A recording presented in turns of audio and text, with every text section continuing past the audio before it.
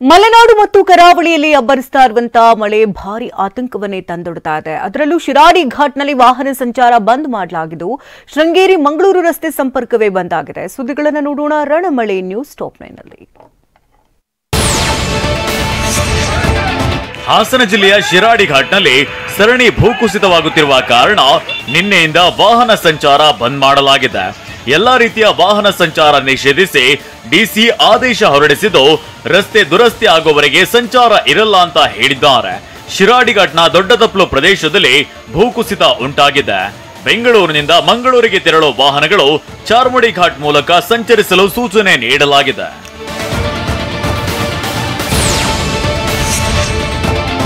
ಚಲಿಸುತ್ತಿದ್ದ ಕಾರಿನ ಮೇಲೆ ಏಕಾಏಕಿ ಗುಡ್ಡ ಕುಸಿದಿದ್ದು ಕಾರಿನಲ್ಲಿದ್ದವರಿಗೆ ಸಣ್ಣ ಪುಟ್ಟ ಗಾಯಗಳಾಗಿದೆ. ಹಾಸನದ ಸಕಲೇಶಪುರ ತಾಲೂಕಿನ ದೊಡ್ಡತಪ್ಲು ಬಳಿ ಘಟನೆ ನಡೆದಿದ್ದು ಓಮಿನಿ ಕಾರು ಸಂಪೂರ್ಣ ನಜ್ಜುಗುಜ್ಜಾಗಿದೆ. ಇನ್ನು ಘಟನೆ ನಡೆದ ಸ್ಥಳದಿಂದ ಎರಡೂ ಕಡೆಗೆ 5 ಕಿಲೋಮೀಟರ್ ವರೆಗೆ ಉಂಟಾಗಿದ್ದ ಟ್ರಾಫಿಕ್ ಜಾಮ್ ಪೊಲೀಸರು ಕ್ಲಿಯರ್ ಮಾಡಿದ್ರು.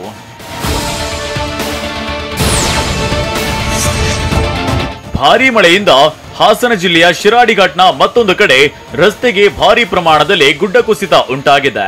ಸಕಲೇಶಪುರ ತಾಲೂಕಿನ ಮಾರನಹಳ್ಳಿ ಸಮೀಪ ಘಟನೆ ನಡೆದಿದ್ದು 100 ಮೀಟರ್ ಎತ್ತರದಿಂದ ಕೆಳಗೆ ಮಣ್ಣು ಕುಸಿದು ಬಿದ್ದಿದೆ. ಅಲ್ಲಿ ಸಾಗುತ್ತಿದ್ದ ವಾಹನಗಳು ಕೂದಲೆಡೆ ಅಂತರದಲ್ಲಿ ಪಾರಾಗಿದೆ. ಉತ್ತರ ಕನ್ನಡ ಜಿಲ್ಲೆಯ ಕುಮಟಾ ತಾಲೂಕಿನ ಬರ್ಗಿ ಗ್ರಾಮದ ರಾಷ್ಟ್ರೀಯ ಹೆದ್ದಾರಿ 66ರಲ್ಲಿ ಭಾರಿ ಪ್ರಮಾಣದಲ್ಲಿ ಗುಡ್ಡ ಕುಸಿತ ಉಂಟಾಗಿದೆ. ವಾಹನ ಸಂಚಾರ ಬಂದ್ ಆಗಿದೆ. ಗುಡ್ಡ ಕುಸಿತದಿಂದ ಏಕಮುಖ ಸಂಚಾರಕ್ಕೆ ಮಾತ್ರ ಅವಕಾಶ ನೀಡಲಾಗಿದೆ. ಇನ್ನು ಗುಡ್ಡ ಕುಸಿಯುತ್ತಿರುವ ದೃಶ್ಯ ಸ್ಥಳೀಯರ ಮೊಬೈಲ್ನಲ್ಲಿ ಸೆರೆಯಾಗಿದೆ. ಮಳೆಯಿಂದಾಗಿ ಕಾರ್ಯಾಚರಣೆಗೂ ಅಡ್ಡಿಯಾಗಿದೆ.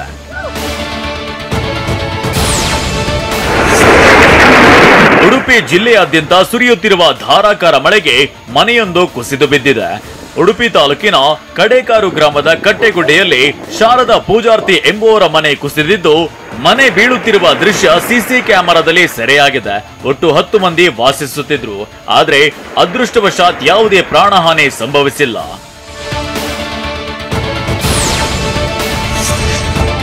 ಉಡುಪಿಯ ಬೈಂದೂರು ತಾಲೂಕಿನ ಸೋಮೇಶ್ವರ ಬೀಚ್ ಪಕ್ಕದಲ್ಲಿ ಗುಡ್ಡ ಕುಸಿತ ಭೀತಿ ಎದುರಾಗಿದ್ದು ಸದ್ಯ ಬೀಚ್ ಎಂಟ್ರಿಗೆ ನಿಷೇಧಿಸಲಾಗಿದೆ.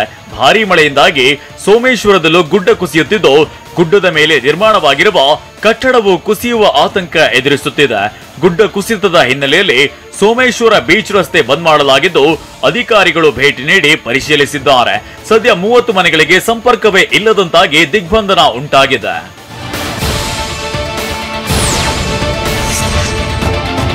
ಭೂಕುಸಿತದ ಭೀತಿ ಹಿನ್ನೆಲೆ ಕೊಡಗಿನಲ್ಲಿ ರಾಷ್ಟ್ರೀಯ ಹೆದ್ದಾರಿ ರಾತ್ರಿ ಹೊತ್ತು ಬಂದ್ ಮಾಡಲಾಗ್ತಿದೆ.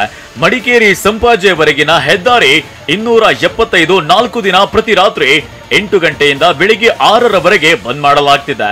ಆದ್ರೆ ಆದೇಶದ ಅರಿವಿಲ್ಲದೆ ಬರುತ್ತಿರೋ ಪ್ರಯಾಣಿಕರು ಪರದಾಟವನ್ನ ನಡೆಸಿದ್ದಾರೆ. ಜುಲೈ 22ರ ಬೆಳಿಗ್ಗೆ 6 ಗಂಟೆವರೆಗೆ ಬಂದ್ ಮಾಡಿ ಜಿಲ್ಲಾಧಿಕಾರಿ ವೆಂಕಟರಾಜ ಆದೇಶ ಹೊರಡಿಸಿದ್ದಾರೆ.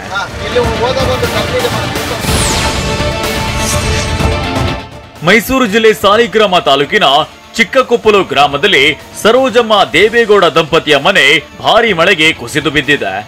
ಮನೆ ಕುಸಿಯುವ ವೇಳೆ ಮನೆಯಿಂದ ಹೊರಬಂದ ಮನೆಯವರು ಜೀವ ಉಳಿಸಿಕೊಂಡಿದ್ದಾರೆ.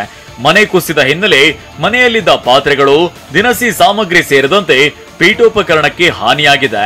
ಸುಮಾರು 2 ಲಕ್ಷ ರೂಪಾಯಿ ನಷ್ಟ ತುಂಬಿಕೊಡಬೇಕೆಂದು ಸರ್ಕಾರಕ್ಕೆ ಮನವಿ ಮಾಡಿದ್ದಾರೆ.